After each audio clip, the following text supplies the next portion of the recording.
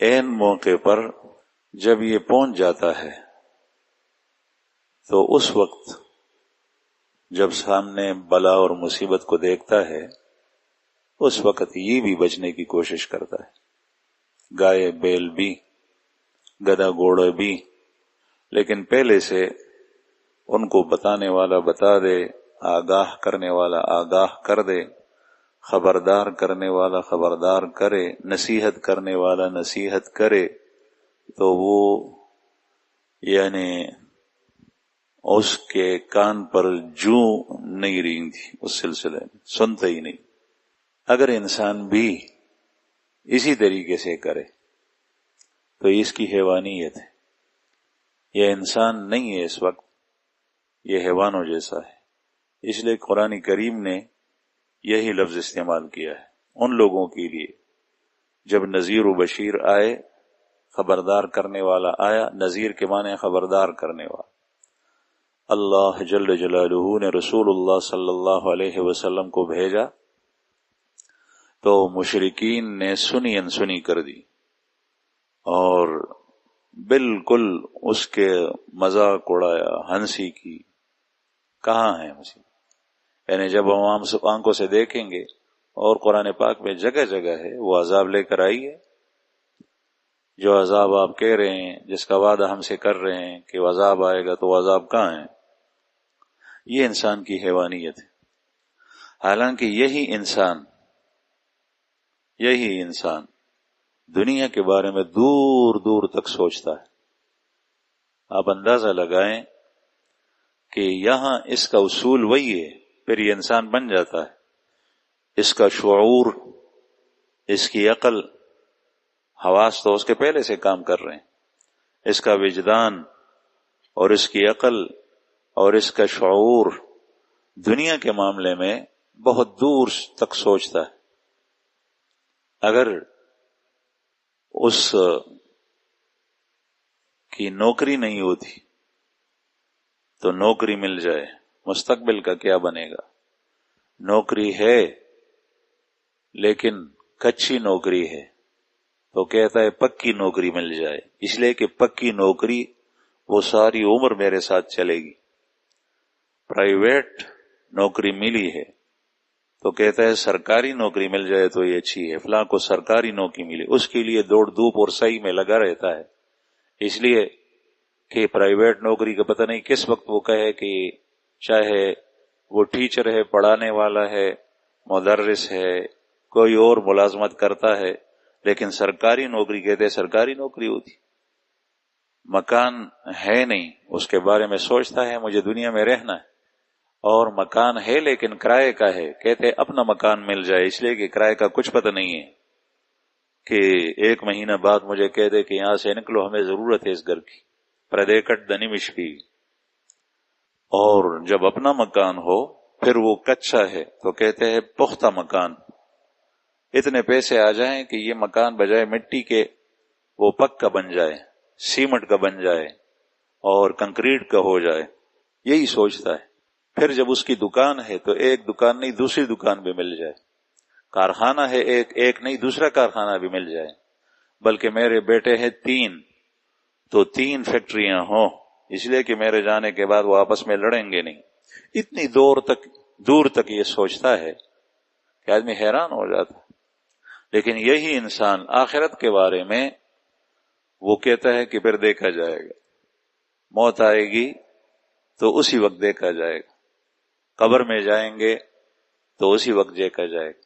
حالانکہ میدان جہاد میں گھوڑے پلتے نہیں ہیں، اسونب میدان کے نصر بھی، پہلے سے آپ گھوڑوں کو کھلائیں پلائیں، اب جب جنگ کا وقت آئے گا تو وہ آپ کو دوڑا کر لے جائیں گے دشمن کے صفوں میں، اور اگر پہلے سے آپ نے ان کو بھوکا پیاسا رکھا ہے تو وہ آپ کو نہیں لے جا سکتے، اس لیے کہ ان کے اندر دمشم نہیں ہے۔ بہرحال میں عرض کر رہا تھا کہ یہ انسان کی حماقت ہے اور یہ انسان کی کم عقلی، یہی انسان آخرت میں جا کر پھر یہی کہے گا کہ مجھے دنیا میں واپس بھیج دیا جائے، میں نے تو ابھی دیکھا، حالانکہ اس کو عقل ملی۔ یہ جو آیت کریمہ میں نے آپ حضرات کے سامنے تلاوت کی، اللہ پاک نے قرآن کریم میں ہمارے اوپر آنے والے وقت کا پہلے سے ہمیں بتا دیا ہے کہ وہاں تم لوگ یہ کہو گے. اللہ پاک نے ارشاد فرمایا وَهُمْ يَسْتَرِخُونَ فِيهَا رَبَّنَا أَخْرِجْنَا مِنْهَا نَعْمَلْ صَالِحًا غَيْرَ الَّذِي كُنَّا نَعْمَلْ. سورہ فاتر کی آیات ہے. وَهُمْ يَسْتَرِخُونَ فِيهَا، اللہ بچائے اللہ بچائے. جب جہنمی جہنم میں جائیں گے تو وہ چیخیں گے چلائیں گے. یسترخون علماء اور طلباء جانتے ہیں باب افتعال سے اور یہ صریخ سے ہے، اور صریخ کے معنی ہے وہ چلانا کہ انسان کے اندر جتنی دم خم ہے اتنا وہ چلائے اور چیخے. وَهُمْ يَسْتَرِخُونَ فِيهَا، چیخیں گے چلائیں گے. رَبَّنَا أَخْرِجْنَا مِنْهَا، اے ہمارے پروردگار ہمیں یہاں سے نکال لے. نعمل صالحا، کہ ہم نیک عمل کریں. غیر الذی کننا نعمل، اس عمل کے علاوہ جو ہم دنیا میں کبھی کرتے تھے. کافر کہے گا کہ میں کفر چھوڑ کر ایمان اختیار کروں. مشرک کہے گا کہ میں شرک چھوڑ کر توحید اختیار کروں. زانی کہے گا کہ میں زنا چھوڑ کر اب نیک بن جاؤں. ڈاکو کہے گا کہ میں ڈاکہ ڈالنا چھوڑ کر اب نیک بن جاؤں. سودخور کہے گا کہ میں سود چھوڑ دوں گا. رشوت خور کہے گا کہ میں رشوت چھوڑوں گا. قاتل کہے گا کہ میں آئندہ کسی کو قتل نہیں کروں گا. غاصب کہے گا کہ میں لوگوں سے زمین اور مال غصب کرنا چھوڑ دوں گا.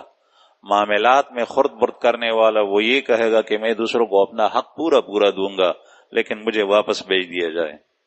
یہ اب کہہ رہا ہے کہ جب جہنم اس نے دیکھی اپنی آنکھوں سے. یہ تو حیوانات کا کام. ہم سوچیں تھوڑی دیر کے لیے کہ اگر ہم اس طریقے سے کہیں گے یہاں گناہوں کے اندر لگے ہوئے ہیں، حرام کے اندر لگا ہوا ہے، مختلف گناہوں کے اندر لگا ہوا ہے، اور یہ گناہوں سے منہ نہیں موڑتا، تو کیا جہنم میں جا کر جب وہاں پر پڑیں گے اللہ پاک ہماری حفاظت فرمائے، ہمیں بچائے، ہمیں خود اپنی حفاظت کریں گے تو اللہ پاک انتہائی مہربان ہے. وہ شفیق ہے، وہ رحمان ہے، وہ رحیم ہے. اس کا کلام ہی صفت رحمان اور رحیم سے شروع ہوتا ہے. وہ بڑا مہربان، وہ ہمیں بار بار بتاتا ہے. اس کو اس میں ایک ذرا برابر بھی فائدہ نہیں اور ہمیں عذاب دینے میں ذرا برابر بھی نقصان نہیں. لیکن وہ فرماتا ہے ما یفعل اللہ بعذابکم ان شکرتم وآمنتم. اللہ جل شانہ تمہیں عذاب دے کر کرے گا کیا؟ اس کو کیا فائدہ ہے اگر تم شکر کرتے ہو اور ایمان لاتے ہو. وہ بار بار ہمیں بیدار کرتا ہے. اب یہاں پر بھی انسان کو اللہ جل شانہ کی بیداری کے کتنے مراحل سامنے آتے ہیں اس غفلت سے نکالنے کے لیے کہ یہ غفلت سے نکل جائے اور دنیا ہی کے اندر یہ آخرت کے جو حالات آ رہے ہیں اس کو یاد کرے. تو متصل ہی اس بات کا ذکر ہے اولم نعمرکم ما یتذکر فیہ من تذکر. جب یہ لوگ چیخیں گے کافی دیر کے بعد جواب دیا جائے گا. جگہ جگہ قرآن پاک نے یہ بھی فرمایا ہے کہ یہ لوگ جھوٹ بولتے ہیں کہ کہتے ہیں کہ ہمیں واپس بھیج دیا جائے پھر ہم نیک عمل کریں گے. نعمل صالحا غیر الذی کنا لعادوا لما نہوا عنہ. اللہ پاک دوسری جگہ ارشاد فرماتے ہیں کہ یہ دنیا میں اگر بھیج دیے گئے تو اسی طریقے سے عمل شروع کریں گے جو پہلے کرتے تھے، پھر وہ بھول جائیں. جو انسان مغفل ہوتا ہے، غافل ہوتا ہے، غفلت کا عادی ہوتا ہے، وہ غفلت کو چھوڑتا نہیں ہے. اس کا وتیرہ، اس کا طریقہ کار، اس کی طرز زندگی یہی ہوتی. ہاں وہ غفلت سے نکل آئے تو اس کے لیے یہ دنیا کی زندگی بہت کافی. اس لیے وہاں سے پھر دوبارہ آنے کی ضرورت نہیں، یہاں کی زندگی اس کے لیے کافی ہے. اور یہ اللہ جل شانہ نے اسی آیت کریمہ میں اسی ایک آیت کے اندر ارشاد فرمایا اولم نعمرکم ما یتذکر فیہ من تذکر. کیا ہم نے تمہیں اتنی زندگی نہیں دی تھی؟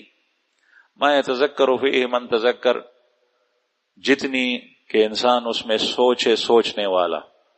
اگر کوئی سوچے، غفلت سے بیدار ہونا چاہے تو وہ زندگی ہم نے تمہیں دی تھی. وجاءکم النذیر، اور تمہارے پاس ڈرانے والے، خبردار کرنے والے، آگاہ کرنے والے، تمہیں جھنجھوڑنے والے وہ بھی آئے تھے.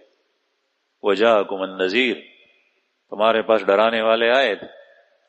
وہ کتنی زندگی ہے؟ اولم نعمرکم ما یتذکر فیہ، اس میں حضرات اہل علم کے اقوال مختلف ہیں، تفاسیر میں وہ اقوال ذکر کیے ہیں۔ بعض حضرات کہتے ہیں کہ وہ بلوغ کا زمانہ ہے، بعض حضرات کہتے ہیں کہ 17 سال ہے۔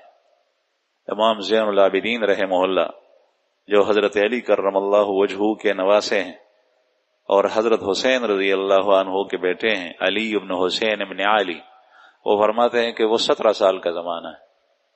17 سال کی عمر ایسی ہے کہ جس میں آدمی غفلت سے بیدار ہو سکتا ہے، اس لیے کہ اس کے حواس تو پہلے سے تھے، آنکھیں، کان، یہ ساری چیزیں تھیں، ابھی اس کی عقل بھی کام کرنے لگی۔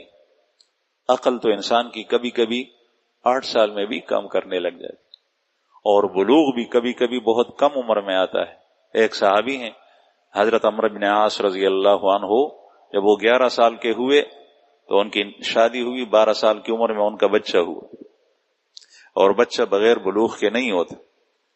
تو اس کا مطلب یہ ہے، اور عقل بلوغ سے پہلے پہلے آ جاتی ہے۔ بعض بچے اتنے سمجھدار ہوتے ہیں، آپ دیکھیں کہ 8 سال کی عمر میں ان کی عقل آ جاتی ہے،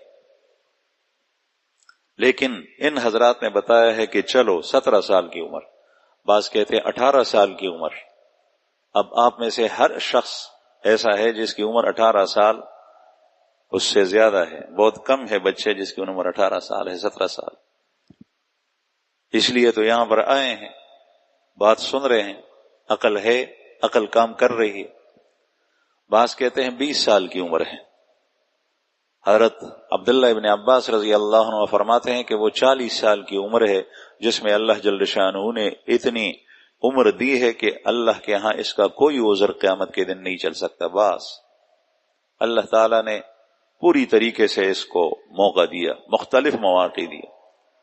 اور حضرت علی کرم اللہ وجہہ فرماتے ہیں کہ 60 سال کا زمانہ ایسا ہے کہ جس میں ساری چیزیں آ جاتی۔ بہرحال جب آدمی بالغ ہوتا ہے تو یہ چیز شروع ہو جاتی ہے، اس لیے کہ لا یکلف اللہ نفسا الا وسعها، اللہ جل شانہ نے بلوغ کے اوپر یہ مدار رکھا ہے کہ اللہ جل شانہ کا حکم کا یہ مکلف ہے۔ یہاں سے انسان کی ذمہ داری شروع ہو جاتی ہے، اور جتنی اس کی عمر بڑھتی ہے بڑھتی ہے بڑھتی ہے، اللہ کی گرفت اس پہ مضبوط ہوتی ہے اگر یہ گناہ کو نہیں چھوڑے گا۔ اس لیے 60 سال کی عمر پھر آخری ہے، 60 سے 70 سال۔ ترمذی شریف کے اندر حدیث ہے، ابن ماجہ میں حدیث ہے، رسول اللہ صلی اللہ علیہ وسلم نے ارشاد فرمایا اعمار امتی ما بین 60 الی 70، میری امت کی عمریں 60 سے لے کر 70 سال کے درمیان ہے، 60 سے لے کر 70۔ اور ایک حدیث مبارک میں آتا ہے، علامہ ابن کثیر نے، بعض مفسرین نے اس کو ذکر کیا ہے کہ قیامت کے دن یہ اعلان ہوگا، وہ لوگ کہاں ہیں جن کی عمر 60 سال؟ اب یہ اللہ کے سامنے ان کی پیشی ہوگی کہ ہم نے تمہیں اتنی عمر دی تھی، تم اس کے اندر بھی ٹھیک نہیں ہوئے، درست نہیں ہوئے، تم نے اپنا قبلہ اس کے اندر بھی سیدھا نہیں کیا۔ تو بہرحال یہ لمبا زمانہ ہے جو انسان کو اللہ جل شانہ دیتا ہے دنیا کے اندر، یہ عمل کرنے کے لیے، یہ ہمیشہ رہنے کے لیے اور راحتوں کے لیے نہیں ہے۔ اس لیے کہ 60 سال کا کیا زمانہ ہوگا آخرت کے مقابلے میں جس میں آدمی دنیا سے فائدہ اٹھائے، مزے اڑائے، شراب و کباب میں لگا رہے، یہ کوئی زندگی؟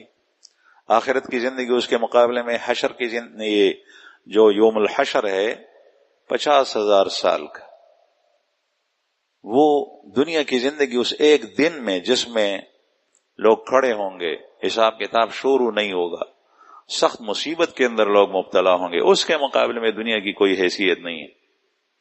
تو پھر ہمیشہ جہاں پر رہنا ہے، جنت یا جہنم، اس کے مقابلے میں دنیا کی کیا حیثیت؟ تو اللہ جل شانہ نے ارشاد فرمایا اولم نعمرکم، یہ اس وقت جواب دیا جائے گا جب وہ چیخیں گے جہنم میں کہ کیا ہم نے تمہیں زندگی نہیں دی تھی، عمر نہیں دی تھی؟ ماں اتنی مقدار یتذکر فیہ من تذکر، کہ جو نصیحت حاصل کرنا چاہتا، غفلت سے نکلنا چاہتا تو وہ غفلت سے نکل سکتا تھا۔ وجاءکم النذیر، اور اسی عمر کے اندر تمہارے پاس نذیر بھی آئے۔ نذیر سے مراد خبردار کرنے والا۔ رسول اللہ صلی اللہ علیہ وسلم کی صفت ہے نذیر۔ انبیاء کرام نذیر ہوتے ہیں۔ نذیر کے معنی وہ مخبر، جو تمہارے اوپر مہربان ہو، انتہائی شفیق ہو، اور تمہیں تمہاری نقصان کی جگہوں سے بچائے کہ خیال رکھنا خیال رکھنا خیال رکھنا۔ جس طریقے سے ماں باپ اپنے بیٹے سے کہتے ہیں کہ بیٹا تم جا تو رہے ہو، سفر میں نکل رہا ہے، لیکن یہ خیال رکھنا اس راستے سے نہیں جانا، ایسے ساتھیوں کے ساتھ نہیں دوستی اختیار کرنا، ایسی مجلسوں میں نہیں بیٹھنا کہ جس کے اندر یہ ہو تمہیں نقصان پہنچائے۔ یہ دنیا کے لحاظ سے ہوتے ہیں، لیکن ہمیشہ دنیا اور آخرت دونوں کے لحاظ سے جو انسان کی دنیا کے اندر خیرخواہ ہوتے ہیں وہ کون ہے؟ انبیاء کرام، اور آخر میں سید الرسل خاتم النبیین محمد الرسول اللہ صلی اللہ علیہ وسلم۔ اس لیے تفاسیر نے لکھا ہے کہ نذیر مختلف قسم کے، ایک ہے نبی کریم صلی اللہ علیہ وسلم۔ تو جب وہ لوگ پکاریں گے چیخیں گے تو اللہ کی طرف سے جواب آئے گا وجاءکم النذیر، تمہیں اتنی زندگی نہیں دی تھی، تمہارے پاس نذیر بھی آیا تھا، ڈرانے والا، وہ تمہیں ڈرا رہا تھا۔ رسول اللہ صلی اللہ علیہ وسلم نے نبوت کے بعد 23 سال کی زندگی لوگوں میں گزاری اور پوری دنیا تک بات پہنچائی۔ کچھ لوگوں تک آپ براہ راست بات پہنچاتے رہے اور پھر ان سے فرمایا کہ تم دنیا کے اندر پھیل جاؤ صحابہ کرام سے۔ پھر یہ بات دنیا کے اندر پھیل گئی، ہر بر اعظم میں پہنچ گئی ہے آج کل، صحابہ کرام یا ان کے نائبین۔ دوسرا قول یہ ہے کہ نذیر قرآن کریم ہے۔ تو ہمارے پاس اس وقت بھی رسول اللہ صلی اللہ علیہ وسلم کے ارشادات ہیں، تعلیمات ہیں، احادیث ہیں، وہ کتابیں بھری پڑی ہیں۔ مدرسے کے اندر احادیث کی کتابیں پڑھائی جاتی ہیں، بخاری ہے، مسلم ہے، ترمذی ہے، ابو داؤد ہے، نسائی ہے، ابن ماجہ ہے، اور اس کے علاوہ مختلف قسم کی کتابیں سیاستہ کے علاوہ مسند احمد ابن حنبل ہے، موطأ مالک ہے، معاجم طبرانی ہے، مصنف عبدالرزاق ہے، مصنف ابن شیبہ ہے، مستدرک حاکم ہے، مختلف قسم کی احادیث کی کتابیں ہیں جن میں احادیث درج ہیں۔ نبی کریم صلی اللہ علیہ وسلم کی 5 لاکھ یا 8 لاکھ احادیث کا ذخیرہ موجود ہے۔ تو رسول اللہ صلی اللہ علیہ وسلم نذیر ہے، ان کی احادیث اب بھی موجود۔ اس عمر کے اندر اس نے انسان نے اس سے فائدہ نہیں اٹھایا، کبھی اس کی طرف متوجہ بھی نہیں ہوا۔ انسان کو سوچنا چاہیے کہ میری عمر کس چیز میں گزر رہی ہے۔ ایک دفعہ ایک محدث مشہور جن کا نام ہے قانبی، اور عبداللہ ابن مسلمہ ان کا نام ہے، قانبی ان کی نسبت ہے، ایک محدث تھے ان کے زمانے میں، شعبہ ابن الحجاج امیر المومنین فی الحدیث، وہ پڑھاتے تھے اور ان کے درس میں بہت سارے طلبہ بیٹھتے تھے اور احادیث کا درس دیتے تھے۔ یہ جو عبداللہ ابن مسلمہ قانبی ہیں، یہ اس علاقے کے بدماش تھے، جس کو ہماری اصطلاح میں بدماش کہتے ہیں، غنڈہ، جس سے لوگ ڈرتے تھے، اس لیے کہ اگر کسی کے ساتھ اس کی شر ہوتا، سامنے آتا تو پھر بے عزتی کرتا تھا وہ۔ تو یہ درس دیتے تھے، شعبہ محدث مشہور رحمہ اللہ، اور یہ قانبی یہ راستے سے گزرتے تھے۔ ایک دفعہ جب شعبہ کا درس ختم ہوا تو قانبی راستے میں آ رہے تھے، تو وہ گھوڑے پہ واپس جا رہے تھے اور طلبہ بھی ساتھ ہیں آگے پیچھے۔ قانبی نے آ کر جو ہے اس کے گھوڑے کا جو وہ تھا وہ پکڑ لیا اور کہا کہ مجھے حدیث سناؤ۔ وہ بدماش تھا، مجھے حدیث سناؤ۔ اور اس نے کہا کہ شعبہ نے کہا کہ حدیث پڑھنے پڑھانے کی یہ جگہ نہیں ہے، میں جہاں درس دیتا ہوں تو آپ وہاں پر آئیے گا، وہاں پر مجھ سے حدیث۔ تو اس نے کہا کہ میں تب تک نہیں چھوڑوں گا جب تک تو نے مجھے حدیث نہ سنائی۔ اور ویسا بدماش قسم کا آدمی غنڈہ، وہ ایک محدث سے یہ کہے، کیا کہے؟ تو شعبہ رحمہ اللہ نے حدیث سنائی کہ آپ صلی اللہ علیہ وسلم کا ارشاد ہے، اذا لم تستحی ففعل ما شئت، جب تیرے اندر حیا نہ رہے تو جو چاہے کر۔ یہ حدیث بعض حضرات نے تعبیر اس طرح کی، اضافات الحیاء ففعل ما شئت، لیکن بخاری کے اندر یہ حدیث اس کا ذکر ہے، اور بخاری کے اندر ساتھ ہی الفاظ بھی ہے، ان من کلام النبوۃ الاولی، گزشتہ انبیاء کرام کی جو باتیں ہم تک پہنچی ہیں، آپ نے ارشاد فرمایا کہ اس میں یہ بھی ہے، اذا لم تستحی فافعل ما شئت، جب تیرے اندر شرم اور حیا نہ رہے تو جو چاہے کر۔ جیسے ہی یہ آواز کان میں پڑی حدیث کی، دل کے اوپر ایک چوٹ لگی، سر نیچے کیا اس نے اور سوچا کہ میں اتنا ظالم اور اتنا بے حیا اور بے شرم کہ خود تو وہاں جاتا نہیں، یہ عالم، اس نیک آدمی کو میں تنگ کر رہا ہوں، اور میری ساری کی ساری زندگی اسی میں گزری ہے کہ کبھی ایک کو تنگ کرتا ہوں، کبھی دوسرے کو، کبھی کسی کا مال چھینا، کبھی کسی کو تانو تشنیع کیا، کبھی کسی کو گالی دی۔ میرے اندر اتنی شرم و حیا نہیں ہے کہ میں اللہ کی طرف رجوع کروں۔ فوراً سر اٹھایا اور اس سے کہا کہ مجھے بیعت کرو، بس میں تیرے ہاتھ پر توبہ کر دوں۔ آئندہ توبہ کی، توبہ کیا، اور نہ صرف یہ کہ نیک بنے بلکہ بڑے محدث بنے جو امام بخاری رحمہ اللہ کے استاذ ہیں، عبداللہ ابن مسلمہ قانبی۔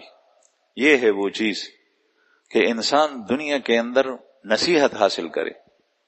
اولم نعمرکم ما یتذکر فی من تذکر، ہم گزرتے ہیں، مدرسے کے اندر درس دیا جاتا ہے، قرآن کریم پڑھا جاتا ہے، پڑھایا جاتا ہے، احادیث پڑھی جاتی ہے، پڑھائی جاتی ہے اور موجود ہوتی ہے، لیکن ہم نہیں۔ تو رسول اللہ صلی اللہ علیہ وسلم نذیر ہے۔ دوسرا قول یہ ہے کہ قرآن کریم نذیر ہے، قرآن کریم ہمارے پاس موجود ہے۔ اللہ پاک قیامت کے دن یہی کہے گا، وجاءکم النذیر، کیا تمہارے پاس ڈرانے والا نہیں آیا تھا کتاب؟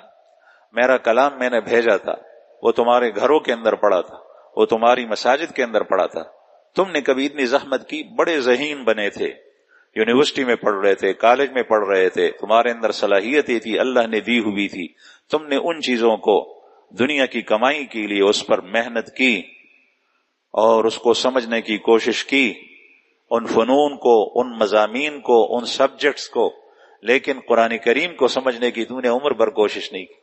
اس میں کوئی آیت ایسی ہے جو میرے لیے نصیحت بن جائے؟ اس نیت سے کبھی تم نے قرآن کو دیکھا، اس پر عمل کیا؟ حالانکہ تیری 40 سال، 20 سال، 17 سال، 18 سال، 20 سال، 40 سال، 60 سال کی زندگی پہنچ گئی، تم نے کبھی یہ نہیں۔ وجاءکم النذیر، تو قرآن پاک ہمارے پاس موجود ہے، اور قرآن کریم ایسی کتاب اور ایسا کلام ہے کہ جس میں تبدیلی نہیں آئے گی، اس کی ذمہ داری اللہ نے خود لی۔ آپ صاف ستھرا اللہ کا کلام بغیر زبر زیر کی تبدیلی کے کسی وقت بھی پڑھنا چاہے آپ کوہستان کے پہاڑوں کے اندر ہو، یا پشاور شہر کے اندر ہو، یا حرم شریف کے اندر ہو، یا شرق اور غرب میں ہو، شمال و جنوب میں ہو، ہر جگہ ایک ہی کتاب ہے، اس میں ذرا برابر بھی تبدیلی نہیں۔ اگر آپ خود نہیں سمجھتے تو پھر نذیر علماء کرام ہے، علماء کرام سے پوچھے کہ مجھے یہ پڑھائیں۔ اس لیے تیسرا قول یہ ہے کہ نذیر حضرات اہل علم ہیں۔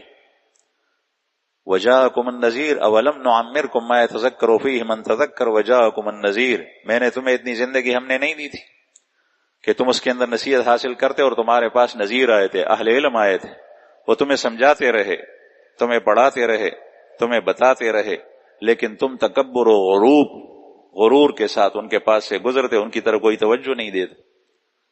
یہ میرے کھاتے کے لوگ نہیں ہیں، یہ اپنا کام کریں۔ الٹے اعتراضات، مساجد کے اندر بیان پر اعتراض، مدرسے کے اندر پڑھانے پر اعتراض، طلبہ کے اوپر اعتراض، ہر چیز کے اوپر اعتراض، اور اس کا مطلب یہی ہوتا ہے کہ یہ چیز جو جاری ہے، یہ جو باغ لگا ہوا ہے، یہ بھی ختم ہو جائے۔ پروفیسر اس لیے بنتا ہے کہ وہ مدرسے کے اوپر اعتراض کرے، احادیث کے درس کے اوپر اعتراض کرے، پڑھنے پڑھانے پر اعتراض کرے۔ اور جو نیک آدمی ہے، مجھ سے کتنے آدمیوں نے کہا کہ مدرسے کے اندر یہ دنیاوی تعلیم بھی ہونی چاہیے۔ تم ڈاکٹر بنتے ہو، اس کے اندر کھیتی باڑی نہیں سیکھتے، اور سبزی بیچنا نہیں سیکھتے، اور فصل اگانا نہیں سیکھتے ڈاکٹر بننے میں، اور میرے مدرسے پر اعتراض کرتے، اس کا مطلب یہ ہے کہ تمہیں مدرسے کے اندر خالص علوم دینیہ سے چڑ ہے۔ اس لیے ان چیزوں سے بچنا چاہیے۔ جب آدمی اس قسم کے اعتراض کرے گا تو اس کی ہدایت کے دروازے اللہ بند کر دے گا، اس لیے کہ یہ استہزاء ہے، تمسخر ہے، یہ آخری حد ہے، پھر اس کے بعد مہر لگ جاتی۔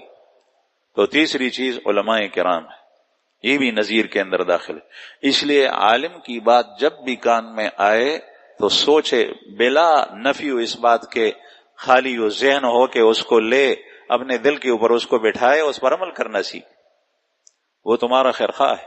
اگر اس کو خود اس پر عمل نہیں بھی ہے تو وہ تمہیں قرآن پاک اور حدیث پڑھاتا ہے، اس پر آپ عمل کریں۔ وہ بدقسمت ہوگا کہ وہ بتا رہا ہوگا، اس کو خود اس پر عمل نہیں ہوگا۔ وہ سود کی حرمت کے بارے میں کہہ رہا ہے، وہ سود خور ہے، نہیں ہوگا ایسا، لیکن اگر بالفرض ہو بھی، وہ زنا کے اوپر نکیر کر رہا ہے اور وہ خود زانی علیاذ باللہ، وہ شراب نوشی کو حرام بتا رہا ہے اور وہ شراب کے اندر ملوث ہے، وہ رشوت کے اوپر نکیر کر رہا ہے اور وہ خود رشوت لے رہا ہے، ایسا نہیں ہوگا، لیکن بالفرض ہے تو تمہیں تو اچھی بات اس نے بتائی۔ چوتھی چیز، بعض حضرات کہتے ہیں کہ یہ بڑھاپا ہے، جب انسان کی داڑھی اور سر کے اندر سفید بال آ جائے، یہ نذیر ہے۔ وجاءکم النذیر، تمہارے پاس نذیر آیا، ڈرانے والا۔ جیسے ہی سفید بال بالوں کے اندر آ گئے تو ڈر جاؤ، بس اب میری آخری زندگی کی گھڑیاں شروع ہو گئی، اب دنیا کے اندر کیا رہنا ہے، بڑھاپا آ رہا ہے۔ وجاءکم النذیر، اس سے انسان کو ڈرنا چاہیے۔ اب تک جیسی بھی گزری وہ گزر گئی، اب آئندہ میں انشاءاللہ گناہ نہیں کروں گا، اور پتہ نہیں میری کتنے ایام ہے زندگی کے جو میرے باقی ہیں، وہ اللہ جل شانہ کی رضا اور خوشنودی میں گزاروں گا۔ اگر اس سے بھی موقع فائدہ نہیں اٹھایا تو کل قیامت میں یہ کہا جائے گا اور بھیجا نہیں جائے گا دنیا میں، وَهُمْ يَسْتَرِخُونَ فِيهَا، چیخیں گے چلائیں گے، ربنا اخرجنا منها نعمل صالحا غیر الذی کننا نعمل، کہ یا اللہ ہمیں واپس بھیج دے دنیا کے اندر، ہم نیک عمل کرے جو ہم کرتے تھے اس کے خلاف نہیں ہوگا۔ اللہ پاک یہی ارشاد فرمائے گا، اولم نعمرکم ما یتذکر فی من تذکر وجاءکم النذیر۔ بعض حضرات کہتے ہیں کہ اس سے مراد بخار ہیں اور مختلف قسم کی حادثاتی بیماریاں ہیں۔ بخار آتا ہے تو اب آدمی سمجھے، اس لیے کہ بخار ایسا بھی ہوتا ہے جو جان لیوا ثابت ہو جائے اور آدمی کی زندگی ختم ہو جائے۔ بخار آ کر ڈرنا چاہیے، بس یا اللہ میری توبہ، میں اس سے ٹھیک ہو جاؤں تو انشاءاللہ میں ٹھیک چلوں گا۔ حادثہ آ جائے، دریا کے اندر پھنس جائے، سفر کے اندر گاڑی الٹ جائے، اللہ جل شانہ نے موقع دیا، ہاتھ ٹوٹ گیا، ٹانگ ٹوٹ گئی یا کچھ بھی نہیں ہوا، بالکل سیدھے بچ گئے، اب تو رجوع کر لو اللہ کی طرف۔ مختلف قسم کی بیماری انسان پر آتی ہے، مختلف موقعوں میں اللہ جل شانہ بچاتا ہے، وہ نذیر ہوتی، بیماری سے ٹھیک ہو جاتا ہے، یہ بھی نذیر ہے۔ اس طریقے سے بعض حضرات کہتے ہیں کہ نواسے اور پوتے پیدا ہو جائیں، یہ بھی نذیر ہے۔ اب دنیا کے اندر زندگی کیا، کام بھی کیا، نوکری بھی کی، گھر بھی بنایا، شادی بھی ہوئی، بچے بھی ہوئے، اب پوتے اور نواسے ہوئے، اب اس کے بعد دنیا میں کیا رہنا۔ تو بہرحال میں عرض کر رہا تھا کہ کل قیامت میں اللہ جل شانہ کی طرف سے یہ ندا آئے گی چیخنے چلاتے کے وقت، اس سے پہلے انسان کو سوچنا چاہیے۔ اور یہ ساری باتیں اس وقت جو ہم بول رہے ہیں اور سن رہے ہیں، یہ دنیا ہے، یہ آخرت شروع نہیں ہوئی، اور یہ ہمارے رب مہربان رب نے ہمیں پہلے سے بتا دیا ہے کہ تمہاری یہ حالت ہوگی۔ اور چونکہ اللہ جل شانہ کے لیے ماضی حال اور مستقبل سارے کے سارے زمانے ایک ہی جیسے ہیں، تو اللہ جل شانہ ایسا خبردار ہے، جس طریقے سے ہم اس وقت میں اپنی ہتھیلی کی طرف دیکھ رہا ہوں، اللہ جل شانہ اس سے بھی زیادہ خبیر ہے، علیم ہے، سب کچھ جانتا ہے کہ قیامت کے دن جہنمی کیسے ہوں گے، ان کی چیخ اور چلانا وہ سب اللہ کو معلوم ہے۔ اور یہ آیات ہے جن سے بعض لوگوں نے فائدہ اٹھایا، شرک سے اللہ جل شانہ نے ان کو نکالا، مسلمان ہو گئے۔ رسول اللہ صلی اللہ علیہ وسلم کے زمانے کے صحابہ کرام، ان پر اللہ جل شانہ نے فضل فرمایا، مہربانی کی، خوش قسمت اور سعادت مند روحیں تھی، کفر و شرک کے اندر زمانہ گزرا تھا، لیکن اس کے باوجود جیسے ہی اللہ کے رسول آئے نذیر تو فوراً ہی لبیک کہا اور مسلمان ہو گئے، یا فوراً ابتدا کے اندر یا کچھ عرصے کے بعد اللہ پاک نے ان کو موقع دیا، انہوں نے موقع سے فائدہ اٹھایا، وہ صحابہ بن گئے اور پوری دنیا کے اندر تمام قوموں سے افضل ترین قوم بن گئی، افضل ترین جماعت بن گئی، جن کے بارے میں اللہ پاک نے قرآن کریم کے اندر ارشاد فرمائے کہ ان جیسے ایمان اختیار کرو، ان جیسے جس طریقے سے ان کا ایمان ہے، فَإِنْ آمَنُوا بِمِثْلِ مَا آمَنْتُمْ بِهِ، اے صحابہ اگر یہ لوگ دنیا والے تمہارے ایمان جیسے ایمان لے آئیں، فَقَدْ اهْتَدَوْا، تو یہ بھی راہ راست پر آگئے۔ وَإِذَا قِيلَ لَهُمْ آمِنُوا كَمَا آمَنَ النَّاسِ، اور جب ان سے کہا جاتا ہے کہ اس طریقے سے ایمان لے آؤ جس طریقے سے یہ صحابہ ایمان لے آئیں، یہ وہ لوگ تھے جو ایک زمانے کے اندر کفر و شرک میں مبتلا تھے، لیکن انہوں نے انسانیت کی صلاحیتوں سے اور عقل سے اور اللہ پاک نے جو موقع دیے تھے اس سے فائدہ اٹھایا، اور انہوں نے نصیحت حاصل کی، اور اللہ جل شانہ نے ان کو پوری دنیا کے لوگوں سے اعلیٰ مرتبہ دیا، جن میں بعض حضرات وہ ہیں جن کو دنیا ہی کے اندر بشارت دی گئی، حالانکہ اللہ پاک دنیا میں کسی کو نہیں بتاتا کہ تو جنتی ہے، لیکن ان کے اوپر اللہ جل شانہ کا اتنا اعتماد اللہ کا کہ یہ آئندہ زندگی میں خطا ہونے والے نہیں، اور ان کو اس خوشخبری دینے سے ان میں کوئی فرق بھی نہیں آئے گا، وہ جس طریقے سے کرتے تھے عمل اس طریقے سے کریں گے، اور جس طرح ان کے ساتھ پہلے ڈرتا اس خوشخبری دینے کے بعد بھی ان کے ساتھ ڈرتا۔ یہ نہیں ہے کہ ہم کہیں کہ بعض بشارت مل گئی اب تو کچھ کرنے کی ضرورت نہیں ہے۔ حضرت عمر فاروق رضی اللہ عنہ رسول اللہ صلی اللہ علیہ وسلم کی دنیا سے تشریف لے جانے کے بعد پھر حضرت حذیفہ سے پوچھتے ہیں کہ میں منافق تو نہیں ہوں، جو تمہیں نام بتائے ہیں رسول اللہ صلی اللہ علیہ وسلم منافقین کے، مجھے بتاؤ میرا نام اس میں ہے؟ یہ اسی بشارت کے بعد وہ پوچھ رہے ہیں، بشارت رسول اللہ صلی اللہ علیہ وسلم نے دی تھی اور اپنے حیات مبارکہ میں دی تھی عشرہ مبشرہ کو، اور یہ آپ بعد کے زمانے میں پوچھتے ہیں جب رسول اللہ صلی اللہ علیہ وسلم نہیں ہے۔ تو یہ ڈر تھا، خشیت تھی اللہ جل شانہ سے جو ان کے دلوں میں تھی، اور اللہ جل شانہ نے ان چیزوں کا دیکھا، اور اللہ پاک علیم و خبیر ذات ہے، اور فرمایا کہ ابو بکر فی الجنہ، عمر فی الجنہ، عثمان فی الجنہ، علی فی الجنہ، عبد الرحمن ابن عوف فی الجنہ، سعد بن وقاص فی الجنہ، مختلف صحابہ کرام کو 10 صحابہ کرام کو ایک ہی موقع پر بشارت دے دی۔ بہرحال میں عرض کر رہا تھا کہ اس دنیا کے اندر یہ بہت قسم کی اللہ کی نذیر آپ کو بتانے والی چیزیں مختلف اطراف میں پھیلی ہوئی۔ بعض لوگوں کو بلیاں اور پرندے بھی یہ نذیر بن جاتے ہیں، اور جن کو اللہ جل شانہ نے دماغ دیا ہے وہ اس سے عبرت حاصل کرتے ہیں۔ بعض لوگوں کے لیے اس کا موبائل نذیر بن جاتا ہے، لیکن یہ بدقسمت پھر بھی اس کے پیچھے لگا رہتا ہے، اس کے اندر گناہ میں مبتلا ہے، وہ موبائل اس کا ہینگ ہو جاتا ہے، اس کا مطلب یہی ہے کہ اللہ کی طرف سے یہ نذیر ہے کہ ڈر جاؤ، لیکن یہ پھر گناہ میں موبائل استعمال کرنے کے دوران اس کو ٹھیک کرنے کے لیے لے جاتا ہے۔ اس کو چاہیے تھا کہ اس کو توڑ دے، اس چیز کو ختم کر دے، اللہ کی طرف تو بتائب ہو جائے، لیکن یہ پھر کہتا ہے کہ یہ ٹھیک نہیں ہوا، ہینگ ہو گیا ہے، ٹھیک کرتا ہوں اس، تاکہ دوبارہ اس کے اندر وہ گند دیکھوں جو میں پہلے دیکھ رہا تھا۔ اتنی اس کی حس ختم ہو گئی، تو بلی، کتا، پرندہ یہ بھی بن جاتے ہیں۔ عبداللہ ابن مبارک رحمہ اللہ پہلے سے نہیں تھے جس طریقے سے بعد میں بنے۔ ان کا باپ بڑا چودھری تھا، ان کے باغات تھے انار کے، پھل لگتا تھا تو باغ میں جاتے تھے، اور ٹنگ ٹکور، شراب و کباب، دوست و احباب، ان کی مجلس گرم ہوتی تھی۔ ایک دفعہ ان کو اپنے آلے سے، جو بجانے والا آلہ تھا، اس سے آواز آئی، اور یہ آیت کریمہ اولم نعمرکم ما یتذکر فیہ من تذکر وجاءکم النذیر، کیا تمہارے پاس ڈرانے والا نہیں ہے؟ فوراً ہی اس کو توڑ دیا، تو بتائب ہوئے، اللہ کی طرف رجوع کیا، ساتھیوں سے کہا کہ میں نے تو توبہ کیا، آئندہ باس یہ سارے کام ختم۔ انہوں نے کہا تو نے توبہ کی، سب کا بڑا یہ تھا، تو ہم بھی توبہ کرتے ہیں۔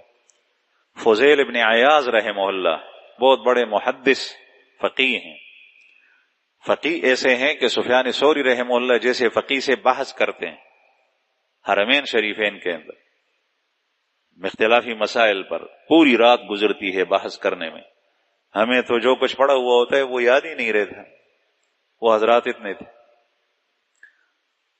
اور یہ سفیان ثوری رحمہ اللہ یہ وہ شخصیت ہیں کہ فقیہ ہے، محدث ہے، مشہور، بہت بڑے مجتہد بھی ہیں۔ ان سے کسی نے کہا، جب وہ انتقال کر گئے تو کسی نے خواب میں دیکھا، تو اس نے پوچھا خواب دیکھنے والے نے کہ اللہ جل شانہ نے تیرے ساتھ کیا معاملہ کیا؟ اور انہوں نے فرمایا کہ ذهب العبارات وطاحت الاشارات ولم ينفعنا الا رکعات رکعناها فی جوف اللیل، وہ ساری عبارتیں، بحثیں، لمبی چوڑی دلائل، وہ ساری کی ساری ختم ہو گئی جب ہم قبر میں گئے، وہ کچھ ہم نے نہیں دیکھا۔ ولم ينفعنا الا رکعات، ہمیں فائدہ جس چیز نے دیا تو وہ چند رکعتوں نے دیا، رکعناها فی جوف اللیل، جو ہم نے رات کو اندھیرے کے اندر پڑھی تھی۔ تو رات کو اٹھنے کی کوشش کیا کریں، اللہ کے سامنے گڑ گڑائیں۔ ہمارے رب کو زیادہ نہیں چاہیے، ان کو اخلاص چاہیے، ان کو للہیت چاہیے۔ لوگوں کے سامنے تم اپنی بزرگی کو مختلف دلائل سے واضح کرو گے، ثابت کرو گے، میں ایسا نہیں ہوں، ایسا ہوں، ایسا نہیں ہوں، ایسا ہوں، کبھی عبارت میں، کبھی اشارے میں، کبھی دلائل سے۔ اپنے اللہ کے اپنے آپ کو قریب کرو، 2 رکعت پڑھ کے اس کے سامنے رو، اس کے سامنے گڑ گڑاؤ، کسی کو کچھ نہ کہو، اپنے عمل کو کسی پر ظاہر نہ کرو، اللہ کے لیے مخلص بن جاؤ۔ آپ دیکھیں کہ یہ 2 رکعت کتنا فائدہ دیتی ہیں۔ عبداللہ ابن مسعود رضی اللہ عنہ، بڑے صحابی، فقیہ صحابی، رسول اللہ صلی اللہ علیہ وسلم کے خادم خاص، وہ فرماتے ہیں کہ کاش مجھے پتہ چلے کہ میری 2 رکعتیں اللہ کے ہاں قبول ہوئی، میرا بڑا بیڑا پار ہو جائے گا۔ اللہ پاک کو زیادہ نہیں چاہیے۔ قرآن کریم میں اللہ جل شانہ ارشاد فرماتا ہے لِيَبْلُوَكُمْ أَيُّكُمْ أَحْسَنُ عَمَلًا، وہ تو یہ دیکھتا ہے کہ تم میں کس کا عمل اچھا ہے، کس کا عمل خالص ہے۔ لوگوں کے لیے کرتے ہو یا میرے لیے کرتے ہو، اخلاص سے کرتے ہو یا میرے اوپر جو ہے وہ جس طریقے سے کہتا ہے کہ پفلان کی میں 2 روپئی وہ اڑی دے، وہ میں اڑی دے بیوانے، تو بعض لوگ نمازیں پڑھتے ہیں چپخدے میں وہ اڑی دے۔ اللہ جل شانہ کی اس چیز کی نہیں، اخلاص کی ضرورت ہے۔ ایک صحابی مسلمان نہیں ہوا، کافر تھا، رسول اللہ صلی اللہ علیہ وسلم احد کے جنگ میں تشریف لے جا رہے تھے، تو اس نے کہا کہ میں آپ صلی اللہ علیہ وسلم کو پتہ تھا کہ یہ مشرک ہیں، نبی کریم صلی اللہ علیہ وسلم اس سے اجازت لی، میں آپ کے ساتھ جا سکتا ہوں، یعنی آپ کے جماعت میں شامل ہو کر آپ کے دشمنوں سے لڑوں گا، تا خود مشرک۔ تو آپ صلی اللہ علیہ وسلم نے ارشاد فرمایا کہ ہم مشرکوں سے مدد نہیں لیتے۔ تو اس نے کہا کہ پھر میں کیا کروں؟ آپ نے ارشاد فرمایا مسلمان ہو جاؤ۔ اس نے کہا میں مسلمان ہوتا ہوں۔ مسلمان ہو گیا، اسی جنگ میں وہ شہید ہوا، کوئی نماز نہیں پڑھی، کوئی روزہ نہیں رکھا، کوئی زکوٰۃ نہیں دی، کوئی صدقہ نہیں دیا، کوئی حج نہیں کیا، اور آپ صلی اللہ علیہ وسلم نے جنت کی بشارت دی۔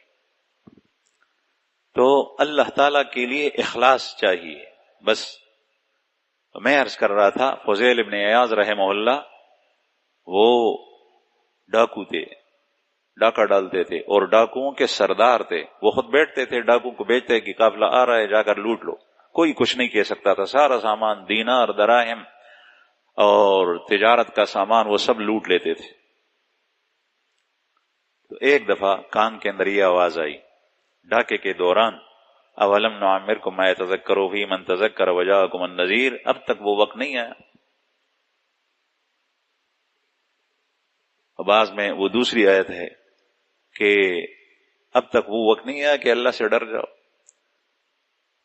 میں نے تمہیں وہ زندگی نہیں دی جس میں تم اللہ کی نصیحت حاصل کرو۔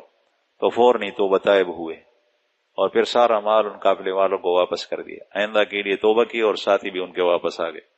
رات کو ایک دفعہ پھر نکلے تھے توبے کے بعد، قضاء حاجت کے لیے آبادی سے باہر گئے تھے، قافلہ جا رہا تھا، تو قافلے والوں نے آپس میں آہستہ آہستہ ایک دوسرے سے کہہ رہے تھے کہ خیال سے گزرو، یہ علاقہ فضیل کا ہے، وہ جو بڑا ڈاکو ہے، کہیں اس کو پتہ نہ چلے، ورنہ تمہاری پھر خیر نہیں ہوگی، سارا مال وہ لوٹ لے کر لے جائے۔ یہ چادر کے اندر چھپے ہوئے تھے، تو ان کے قریب گئے، ان سے کہا کہ فضیل میں ہوں اور میں نے توبہ کیا ہے، اب میں تم سے اس طرح ڈرتا ہوں جس طرح تم مجھ سے پہلے ڈرتے تھے، میں تم سے ڈرتا ہوں، اور میں تم سے ڈرتا ہوں کا مطلب کیا ہے؟ اگر تمہیں میں نے نقصان پہنچایا تو میری خیر نہیں، مجھے اللہ سزا دے گا، میں نے تمہارا مال لیا تو میری خیر نہیں، اللہ مجھے دیکھ رہا ہے، مجھے سزا دے گا۔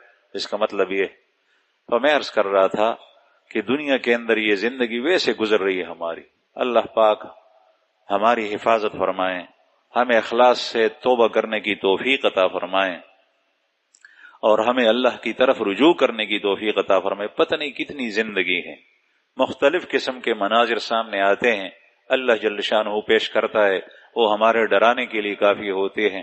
قرآن کریم ہمارے پاس مساجد میں، گھروں کے اندر پڑا ہے، ہم کسی سے پاس جا کر دیکھ لیں کہ مجھے اس ایک آیت کریمہ کا ترجمہ سناؤ، وہ سن کے پھر اس کے پاس جو ہے وہ حرز جان بنائے، اس پر عمل کرے، پھر کل دوسری آیت کا ترجمہ کسی پوچھ لے، یہ بھی ہم نہیں کر سکتے۔ اگر باقاعدہ کسی مدرسے میں داخلہ نہیں لے سکتے، یہ بھی نہیں کر سکتے۔ یہ بھی ہم نہیں کر سکتے کہ مختلف بیانات سنتے ہیں وہ باتیں ہم اپنے دلوں کے اوپر ڈال لیں اور پھر اس پر عمل کرنا شروع کرے اور فوراً توبہ طائب ہو جائے۔ شراب کا تذکرہ ہوا، شراب پینے والا وہ چھوڑ دے۔ زنا کا تذکرہ ہوا، زانی زنا چھوڑ دے۔ چوری کا تذکرہ ہوا، چور چوری چھوڑ دے۔ غصب کا تذکرہ ہوا، غاصب زمین غصب کی ہے، مال غصب کیا ہے، وہ چھوڑ دے، اس کے حوالے کر دے اپنے مالک۔ کیا ہمارے اندر اتنی بھی صلاحیت نہیں ہے کہ ہم اس وقت نصیحت حاصل کریں، تذکر حاصل کریں؟ اولم نعمرکم ما یتذکر فیہ من تذکر، اور اللہ کی طرف رجوع کر لیں۔ اللہ پاک ہمارے اوپر رحم فرمائیں، اور اللہ جل شانہ ہمیں اپنے محبوب اور محسنین اور نیکوکار اور توابین اور ذاکرین بندوں میں شامل فرمائیں۔